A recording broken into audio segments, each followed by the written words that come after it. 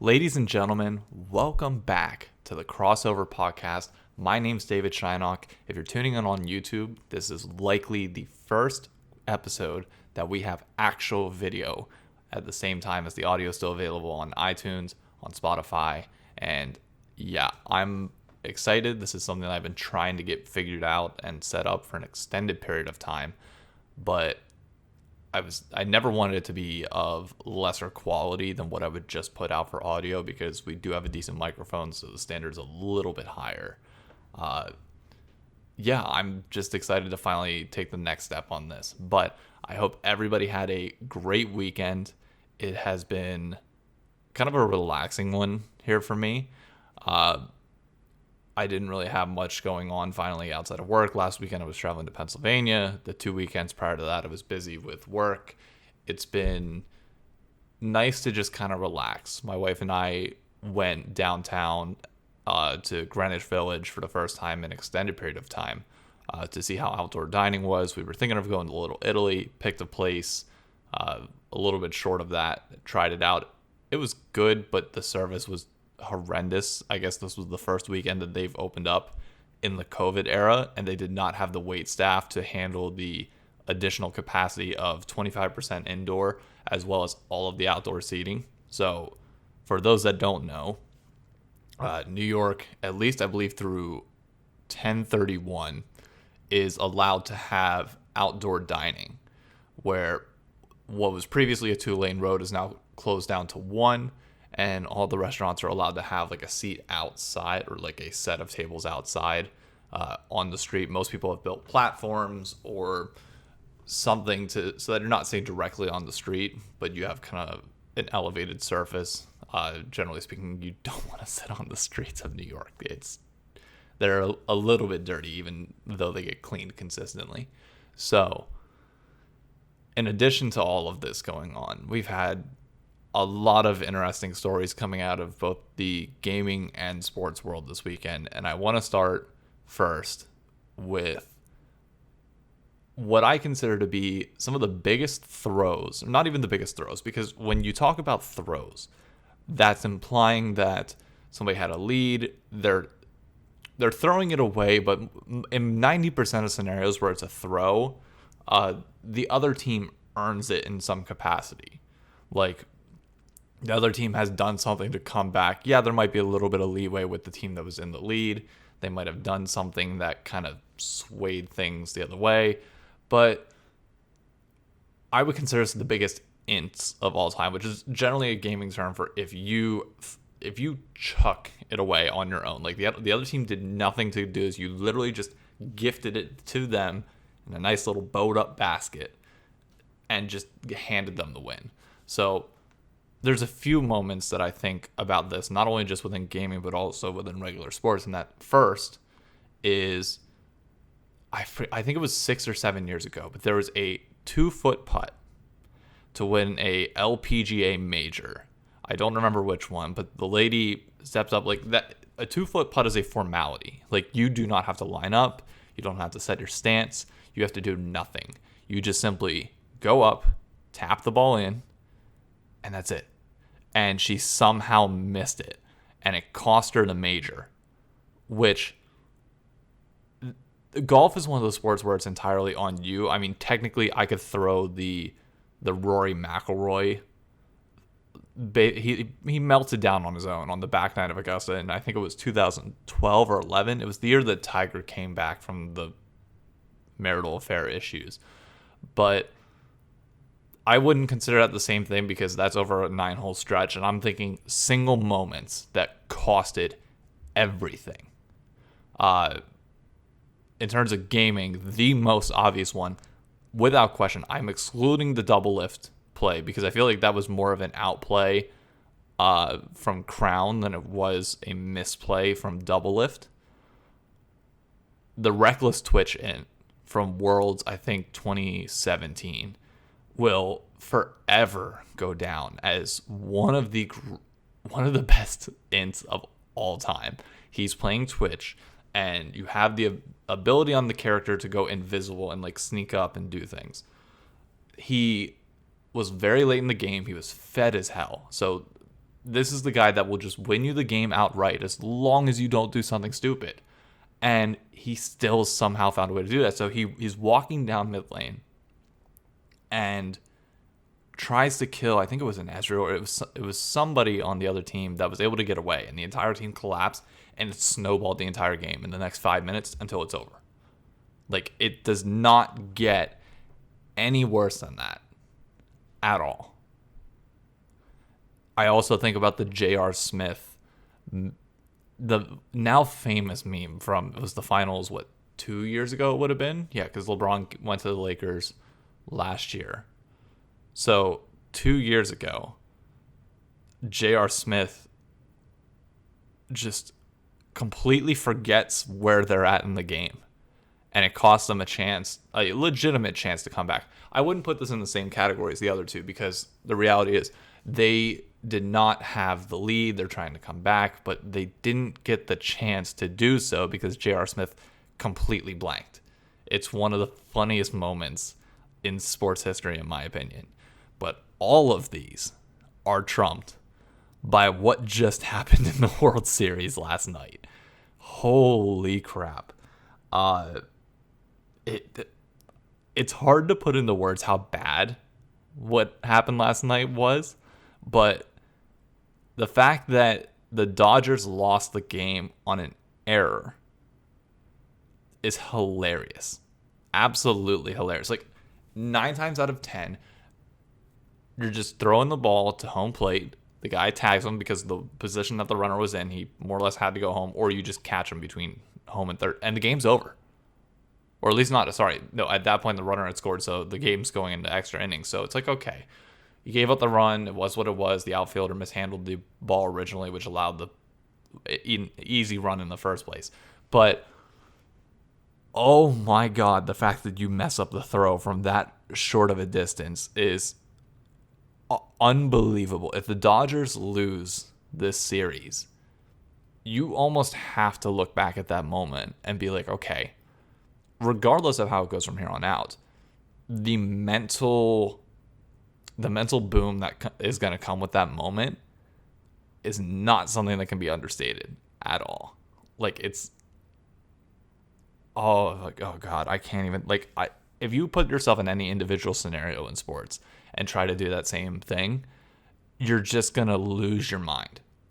Like, if something similar happens with golf, where I'm not inting the entire tournament, but I, have a really bad hole, that'll mentally affect you for the rest of the game. Now, granted, the Dodgers in general get a few days off to relax, go over everything, kind of try and get it out of your mind. And luckily, it's a team game, so you have a lot of other people around you to help bring you out of that hole, unlike an individual sport where that can literally be a career-ending or defining moment mentally. So he's lucky in that regard. But I'm really interested to see how the rest of the World Series goes, because if the Dodgers lose this, I feel bad. Like, I legitimately feel bad for any Dodgers fans out there. But the final topic that I want to talk today, I only have 2. And this shouldn't come as a surprise. Even, it's big whenever ESPN is even putting at the bottom of their ticker bar that gives you updates on everything. When you can turn on ESPN and you see TSM's Bjergsen retires after 8 seasons in the LCS, that's when you know it's a massive moment in history. To say that Bjergsen is one of the most influential players of all time in League of Legends, I'd argue right next to Faker, is an understatement. Like, yes, Faker has the titles. There's no denying that. Faker will always have the winning record in terms of the all-time greats. But in terms of personality, Bjergsen is the most popular player in League of Legends. Like, without question. Like, so when you look at the stats, and as we went over in a previous episode, I track all of the LCS social media data. Bjergsen makes up 18% of all of the LCS player Twitter following. 18%. That's massive. You are losing almost 1/5 of your entire league as he retires. But the LCS got lucky because he's not, even though he's retiring from playing, he's moving to head coach. So he's still involved, which is a blessing for the LCS. Trying to think of a world where Bjergsen leaves and just, cashes out on the equity, goes back to Europe or finishes school, does whatever he wants to do. That would be bad. Now, granted, TSM as an organization is now big enough to the point where Bjergsen leaving does not significantly affect the engagement with the team. But it still does have an effect in general. Bjerg's history alone, even though it's not the winning one like Faker's, is quite frankly one that a lot of gamers I feel like resonate with. He, as he says in the announcement video, he was struggling with high school. He wanted to escape. Video games were the escape. He turned out to get very, very good at them. And the guy flat out leaves everything he knows in Europe to come to America and play. There's no guarantee that it will work out. It could have been a Kabe example where he comes over for one year or half a year and it's just done, and then he has to go back and his whole life is completely uprooted despite already having depression that could get worse. Instead, he makes a name for himself. He builds himself with the brand, and it's one of those American, when people talk about the American dream, back in the 80s and 90s, it was the white picket fence, the dog, the husband and wife, 2 kids, etc. When I think of the American dream, it's somebody coming to this country to explore a passion and an opportunity that they might not get elsewhere, or the chance to build something for themselves that exceeds every expectation.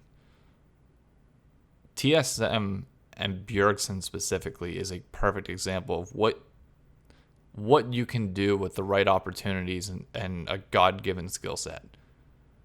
And it makes me, I'm not as emotional on this announcement as others because I really did only start following in 2016.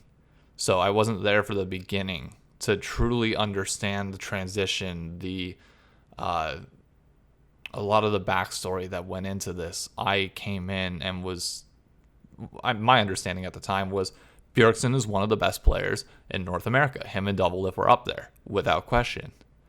And it's like, I've only ever known him as the best. And it feels like a Michael Strahan moment where the player retires. He likely could have gotten a little bit more out of his career if he truly wanted to. Would it have come or would it have surmounted to anything like a Worlds quarterfinal or semifinal? I doubt it, given the track record in North America and where we're heading and, some of the issues that were plaguing TSM. I doubt it. But it's honestly, it's perfect in the sense that had he gone to on-air talent, I don't think he would have succeeded as much. He doesn't have that personality where he thrives in a public scenario. But putting him as a coach, and after hearing the words that Ablaze Olive and several others have said now that have played with him and basically said he is already one of the best coaches in the game without even being a coach, which you could see that over the last few splits of him playing, he clearly became more or less the in-game coach. Everybody criticized Parth, but the reality is I want to say that Bjergsen had probably a larger presence than Parth, simply because he could dictate things in-game and out of game. The idea of Bjergsen going to head coach feels very similar to Jat, where he has a very good understanding of what's going on. He knows the problems that exist in North America. Will he be able to solve it? I think so, given if all the new coaches coming in are given the resources and the ability to change some of the culture that exists, then I 100% think that they can. We'll have to see. I don't know. From TSM, this is going to be interesting. This is only their third ever mid laner. You had Reggie, you had Bjerg, and who's next? Like, everybody's public expectations are going to be, this guy needs to be, the third franchise player, the third guy that's going to get equity, that's going to become this next great thing, which is incredible pressure to step into. Like, at a minimum, assuming Cat Evolved goes from Academy mid laner to starting LCS mid laner, the pressure on his shoes, or pressure on his plate, is elevated tenfold just because Bjergsen retires. Like, if he replaces Bjergsen, that's a whole different thing. It's like, okay, you've outskilled him. There's, some hype going into this. Now it's just going to be worry from all the fans. Personally, I'm excited. I love seeing new talent come in, and I hope they don't import some massive big name. I think TSM's done a great job at developing talent, and if they can find a North American mid laner that has some potential, I would love to see it. Like, I get mid lane as the import role, but it feels like if you can just make something out of an American player, I wish. I don't want to talk too long on that because I don't want to get my hopes up, because the reality is I think they will be importing a mid. From the sounds of it, they're going after Licorice or Impact top, getting rid of Broken Blade. You'll have Spica still in jungle, so you have native jungle, native top. Bot lane, it's kind of up in the air. I hope they start Treats. I really I do not want to see them let go of him in the same way that they let go of Johnson and Tactical. So assuming Treats is starting, you have import support. You can either import ADC or mid lane. I think you get an OCE bot laner. That way he's not officially an import, which, for those that don't know, since the last time that I recorded this podcast, Riot has officially disbanded the Australian OCE league, so they no longer count as imports for North America. So if you bring in somebody from there as an ADC and then keep your mid lane spot open for an import, I think that's likely what they do.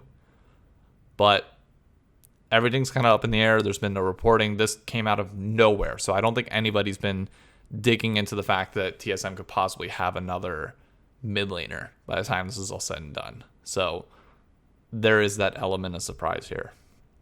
But I just want to wrap up by saying the next step and the next evolution for the LCS is going to be really important, in the sense that Doublelift is due to retire in the next year and a half, likely.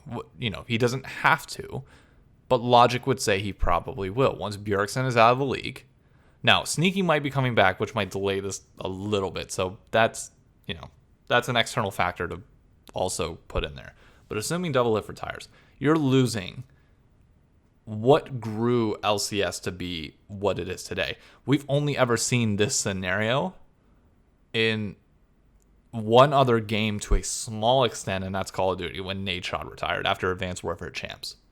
But even then, you still had Scump, you still had Crim 6, like you still had Formal as well. You had all these factors in place to kind of build the narrative and keep it going, although there was kind of a refractionary period slightly after Advanced Warfare. Like, things shrunk and then grew. It took a bit, but it grew back further than what it was.